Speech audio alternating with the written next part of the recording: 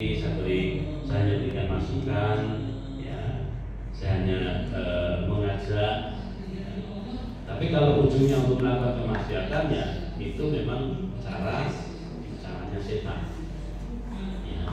Inilah guna surat Amin. Setan menegaskan, aku ini pemberi nasihat yang bisa dipercaya, untuk meyakinkan Adam agar Adam mau melakukan dan memakan buah yang dilarang oleh Allah untuk didekati, apalagi dimakan. Wa taqulu 'ala Allahi ma la ta'lamun, dan mengatakan apa yang tidak kamu ketahui tentang Allah. Nah, ini juga yang kedua. Yang pertama mengajak kita untuk berbuat dosa, melakukan perbuatan yang keji. Yang kedua adalah taqulu 'ala Allahi ma la ta'lamun. Ya, berbicara tentang Allah apa yang tidak kita ketahui. Berbicara tentang Allah apa yang tidak kita ketahui, itu juga dia suka menyimpulkan sendiri tentang Allah. Menyimpulkan salah persepsi tentang Allah. Di mana salah persepsinya itu hanya meyakini Allah Maha Pengampun, tapi lupa kalau Allah itu sifatnya sangat lebih. Ya. Jadi hanya meyakini satu sisi saja. Ketika dia berbuat dosa, sekian-sekiannya dia yakin Allah Maha Pengampun. Allah pasti mengampuni. Allah pasti mengampuni. Tapi dia lupa di satu sisi siksa Allah juga sangat pedih. Ya. Allah Maha Pengampun, tapi juga siksa-Nya sangat keras. Wa taqulu 'ala Allahi ma la ta'lamun. Berbicara tentang Allah apa yang tidak mereka ketahui. Ini juga sebuah persepsi yang harus kita bangun, persepsi yang benar tentang Allah Subhanahu wa taala. Ya, ketika kita misalnya berdoa sekian lama Allah tidak kunjung mengabulkannya, lalu kita tidak boleh mengatakan berarti Allah tidak sayang sama saya. Allah tidak sayang sama saya. Ini sudah minta berkali-kali tidak diberi. Itu sudah berbicara tentang Allah apa yang tidak dia ketahui. Jadi kita sudah berusaha keras, ya, untuk memperbaiki ekonomi kita misalnya, tapi kemudian Allah tidak kunjung membuat ekonomi kita baik. Lalu kita menyimpulkan sendiri Allah tidak suka sama saya. Buktinya saya juga sudah berusaha sholat 5 waktu saya jaga, tapi setiap usaha saya itu selalu gagal. Berarti memang Allah tidak sayang sama saya. Jadi suka menyimpulkan sendiri tentang Allah dengan kesimpulan yang salah, dan itu satu kesalahan bahaya, karena ketika membuat kesimpulan yang salah tentang Allah sampai orang itu meninggal dalam keadaan berburuk sangka kepada Allah. Pada Rasulullah SAW mengatakan, la yumutanna ahdukum illa wa huwa yuhsinu dzanna billah. Janganlah sekali-kali salah satu kalian mati kecuali dalam keadaan berhusnudzon kepada Allah Subhanahu wa taala. Jadi inilah yang dilakukan oleh setan, mengajak kita, ya, berusaha menyesatkan kita dengan apa? Dengan membujuk, menggoda, ya, membujuk dan menggoda kita agar kita melakukan perbuatan maksiat, melakukan perbuatan yang keji, melakukan perbuatan dosa. Yang kedua adalah agar kita berbicara tentang Allah, membuat kesimpulan sendiri tentang Allah apa yang tidak kita ketahui. Bagus sekali firman Allah Subhanahu wa taala. Demikian yang bisa kita sampaikan pada kesempatan menjelang ini. Terima kasih perhatian. Wassalamualaikum warahmatullahi wabarakatuh.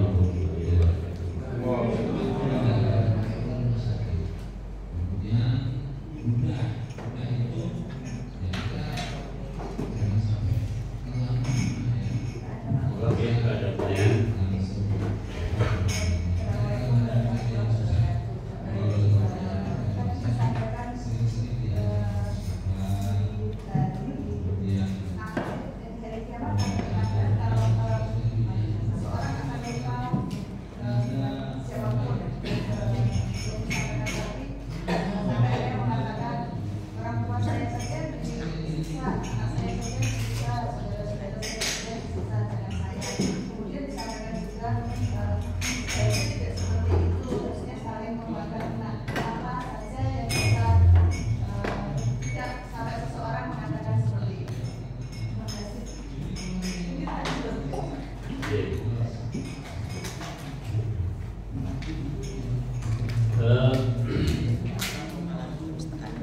Berkaitan dengan tadi saling mengorbankan, ya, kalau bahasa kita ya jadikan tumbal.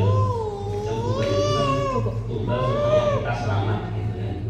Makanya ada yang ditumbalkan, ya, istilahnya seperti itu. Nah, ayat yang menerangkan tentang yawat dulu mujrimu lau yaktadi min amri yawmi ini. Jadi dalam surat Al-Ma'arij ayat yang ke-11 sampai ayat ke-14. Ya, jadi surat Al-Ma'arij ayat ke-11 sampai ke-14 dimana dikatakan dalam ayat ini yawat dulu mujrimu lau yaktadi min amri yawmi ini wasafirati wa akhi wa fasirati wa mengkitab jami'an thumma yunji. Ini Bapak sekalian, Allah menggambarkan kepada kita tentang dahsyatnya hari kiamat. Sekaligus menjadi pengingat dari kita di dunia ini, untuk kita masih hidup di dunia ini. Itu apa? Agar kita tidak menjadi orang mujrim, karena yang melakukan ini adalah orang mujrim, pelaku dosa, pelaku dosa. Agar kita tidak menjadi orang yang tadi ya, ingin mengorbankan semuanya agar dirinya selamat, maka keberadaan kita di dunia ini dengan orang tua kita, dengan keluarga kita, harus kita tumbuhkan, saling menguatkan, saling motivasi menjadi hamba yang taat kepada Allah. Ya. Jadi kalau kita sebagai orang tua mungkin merasa bosan, merasa mutung karena anaknya rasa dikandani, ya, kalau sholatnya, ya, boleh jangan mutung susah karung sholat cakarmu, tapi itu dilatih, ya, karena kita harus ingat. Kita harus ingat nanti dari kiamat kita ini tidak boleh bermusuhan, harus saling memberi syafaat kalau bisa. Nah, untuk syarat bisa memberi syafaat, untuk syarat menjadi bisa nolong orang, yaitu harus jadi orang yang soleh, harus jadi orang yang soleh. Karena atas sebelumnya juga mengatakan bahwa banyaklah kalian bergaul dengan orang-orang soleh, karena sesungguhnya orang yang soleh itu mereka memiliki syafaat di hari kiamat. Mereka bisa menolong kalian di hari kiamat. Nah, teman-teman yang soleh itu bukan kemudian kita tidak perlu jauh-jauh dengan orang yang tidak ada hubungan kerabat dengan kita, ya, dengan Ustaz A, dengan Ustaz B, dengan orang-orang yang dianggap soleh. Ya, tetapi jadikanlah kita sebagai orang yang soleh, atau keluarga kita, anak kita, anak yang soleh. Ya, kita berusaha kita sendiri, atau anak-anak kita, atau keluarga kita itu jadikan mereka, kita jadi orang yang soleh, anak-anak kita anak yang soleh, sehingga tidak ada lagi istilahnya saling menyalahkan. Karena akan ada posisi dari kiamat nanti saling menyalahkan, ya, dengan alasan ya, ketika seorang anak menyalahkan orang tuanya karena tidak mengajarinya cara beribadah kepada Allah, ya, sehingga saling anaknya akan menyalahkan orang tuanya. Sehingga di sini bahwa di dalam konsep Islam, ya, orang tua itu bukan hanya bertanggung jawab memenuhi kebutuhan finansial mereka, makan mereka, pakaian mereka, dan tempat tinggal mereka, tapi ada yang sebelum itu memenuhi ataupun mengajari mereka, mengarahkan mereka akan menjadi anak-anak yang soleh. Nah, jadi di sini Bapak Ibu sekalian, agar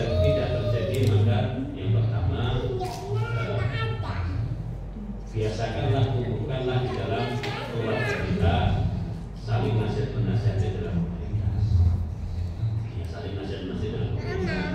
Jadi mengingatkan kalau ada yang terjatuh dalam kesalahan, memotivasi untuk beribadah. Kemudian yang kedua juga adalah amar ma'ruf nahi munkar, motivasi untuk berbaik dan juga mencegah kemungkaran yang terjadi di keluarga kita.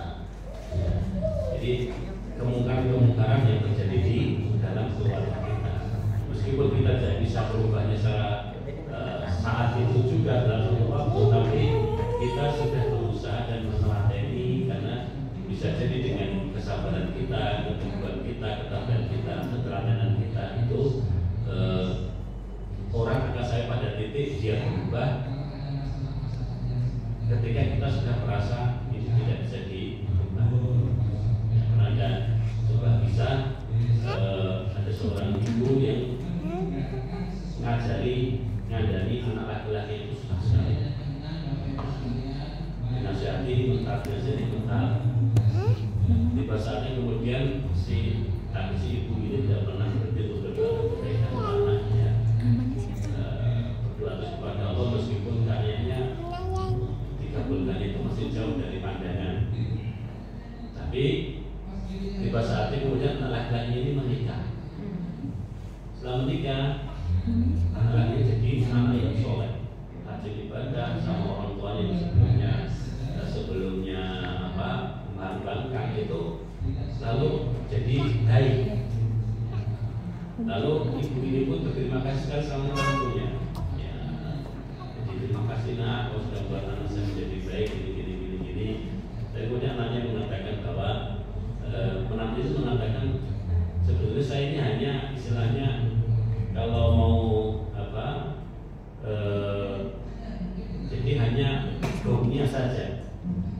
Jadi ibaratnya ibu ini sudah kalau ada sungai besar, kemudian ibu ini membuat selokan untuk supaya air itu mengalir ke tempatnya atau ke kolam yang dia buat. Ibu itu sudah menggali sampai di titik tinggal 1 cm saja dengan sungai itu.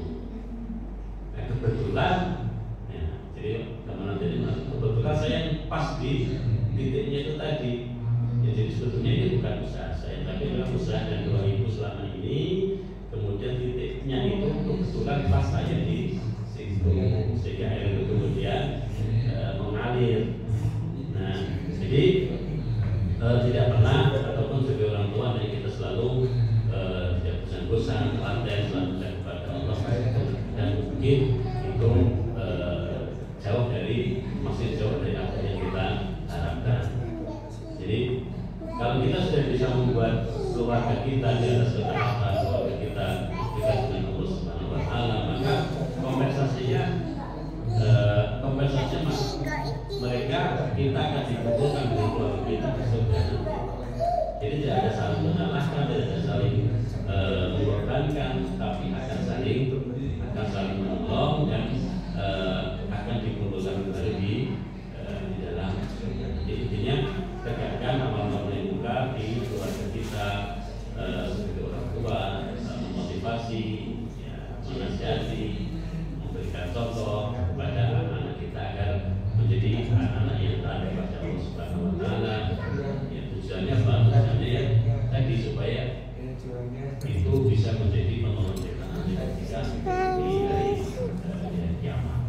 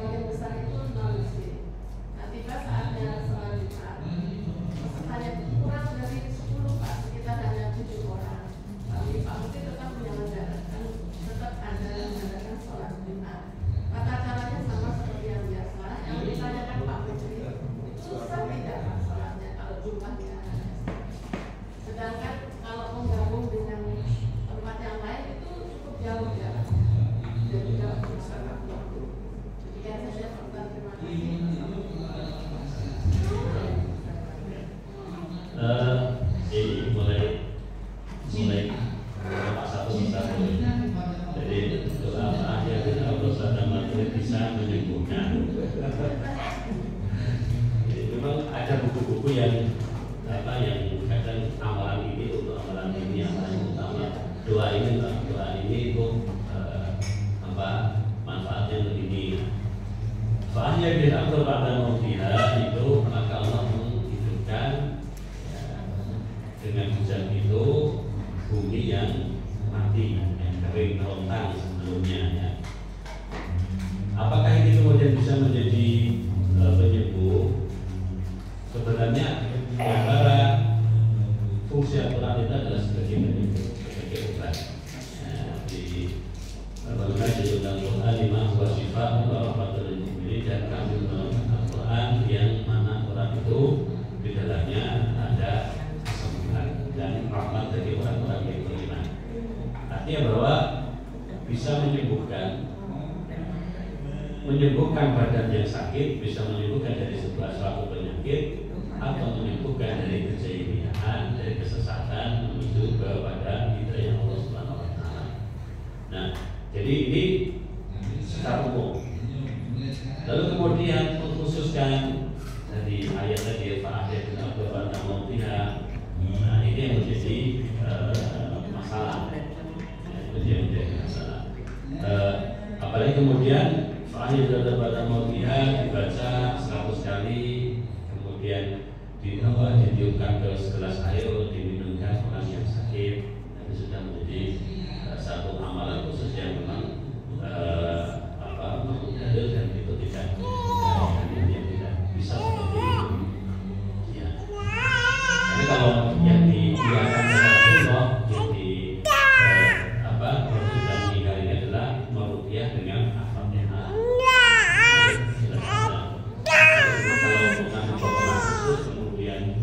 Dilakukan dengan cara-cara yang khusus, maka itu tidak tepat. Kemudian yang kedua berkaitan dengan Jumatan dengan jumlah 10 orang. Sebelum Jumatan itu hanya wajib bagi orang yang mungkin namanya dia tidak bepergian. Kalau tidak bepergian itu tidak wajib. Jadi Jumatan itu wajib bagi orang yang mungkin, adapun yang sedang sabar, berpikir, tidak wajib. Tapi kalau ingin melaksanakan Jumatan maka dibolehkan, tidak dilarang. Dan juga apakah jumlah 10 itu sudah mencukupi? Ya, kalau kita secara fikih kita mengambil mazhab yang paling mudah saja itu cukup, ya, itu sudah sah. Ya, karena kalau kita mengatakan mengambil mazhab Syafi'i itu harus diuji kami, diuji besar, dan semua orang berkumpul di situ dan lebih dari 40 orang seperti itu. Tapi Jumatan itu mazhab yang paling mudah, fikih yang paling mudah adalah kalau sudah berkumpul 3 orang di situ. Ya, 3 orang itu jadi imam dan khotib, kemudian ada imamnya dan bisa terjadi jamaah. Jadi sah saja. Cuma perlu kita sampaikan sebenarnya Jumatan itu wajib bagi muslim dan musafir. Jadi kalau kasusnya tadi kalau dia musafir atau sudah mukim di situ, kalau sudah tinggal di situ berarti namanya sudah mukim.